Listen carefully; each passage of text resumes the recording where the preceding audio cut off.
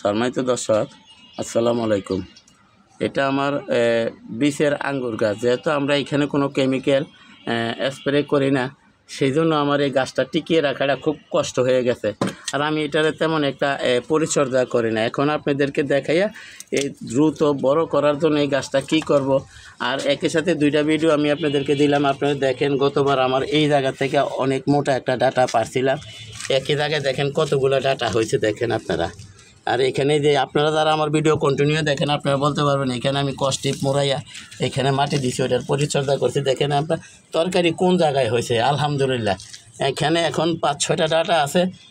কয়েকদিন পরে এটা দিয়ে আমাদের সংসার চলে যাবে ইনশাল্লাহ একবেলা। তো এখন আমরা যারা বীজের থেকে আঙ্গুর চারা করব, ওই চারা দ্রুত বড় করতে হলে কি কি পরিচর্যা করতে হবে সেই ধরনের একটা ভিডিও নিয়ে আসছি। আপনারা ধৈর্য সহকারে আমার ভিডিওটা দেখেন। কিন্তু আমরা এতদিন কোনো স্প্রে দেই নাই, এখন থেকে আমরা আঙ্গুর গাছে স্প্রে দেবো। যেহেতু লাল মিষ্টি আঙ্গুর গাছে আপনার অনেক পোকামাকড় আক্রমণ বেশি করে, আর সবুজ আঙ্গুরে তেমন একটা আক্রমণ হয় না। কিন্তু লাল মিষ্টি আঙ্গুর এই আমি 26টা চারা করছি, মানুষের দিয়া থুইয়া অনেক মারা যাওয়ার পরে এই গাছটা আছে।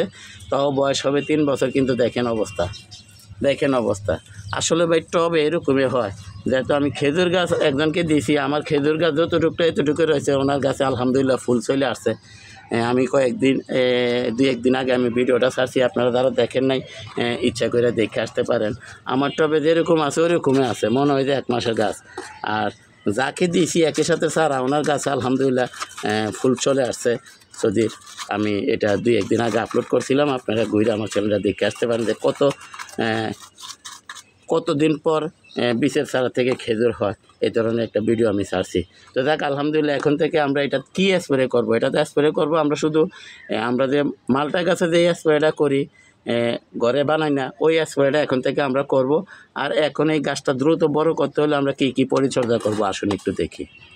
এখানে আমরা একটু নিম খোল দিলাম, এখানে আমরা 1/2 চামচ সার গুঁড়া দিলাম। দর্শক, এখানে আমরা 1/2 চামচ ইউরিয়া সার ব্যবহার করলাম। দর্শক, এখানে আমরা 1/2 চামচ ড্যাপ সার ব্যবহার করলাম। দর্শক, এখানে আমরা 1/2 চামচেরও কম পটাশ সার ব্যবহার করলাম। যেহেতু আমার গাছ ছোট, সেই জন্য আমরা মানে সারের মাত্রা একটু কমিয়ে দিলাম। তো আমরা ছোট আঙ্গুরের চারা দ্রুত বড় করতে হলে ঠিক এইভাবে পরিচর্যা করব। দর্শক, আমি যে এই যে আঙ্গুরের কাটিং থেকে যে চারাগুলো করছি, এই যে আঙ্গুরের কাটিং থেকে চারাগুলো করছি, দেখেন আপনারা। এই যে আলহামদুলিল্লাহ এই চারাগুলো আমরা দ্রুত এইভাবে বড় করতে পারি। তো যেহেতু এটা সবুজ আঙ্গুর গাছ, এখানে আমাদের তেমন কোনো একটা পরিচর্যার প্রয়োজন নেই। আমরা এখানে শুধু তরল জৈব সার দিলে হবে। তো আমরা শুধু ওইটা লাল মিষ্টি আঙ্গুর গাছ বিদায় ওইখানে একটু পরিচর্যাটা এক্সট্রাভাবে করতে হয়। দর্শক, এই যে আমরা এই যে সারগুলা দিলাম, ইনশাল্লাহ দ্রুত বড় হয়ে যাবে। তো এই গাছটা কয়েকবার মারা গেছে, আবার নতুন হয়। আমি কিন্তু তেমন এটা পরিচর্যা করি না। তো এই প্রথম আমরা এখানে রাসায়নিক সার ব্যবহার করলাম গাছটা দ্রুত বৃদ্ধি করার জন্য। যেহেতু আমি 26টা চারা করছিলাম, মাত্র একটা চারায় আমার কাছে স্যাম্পল আছে।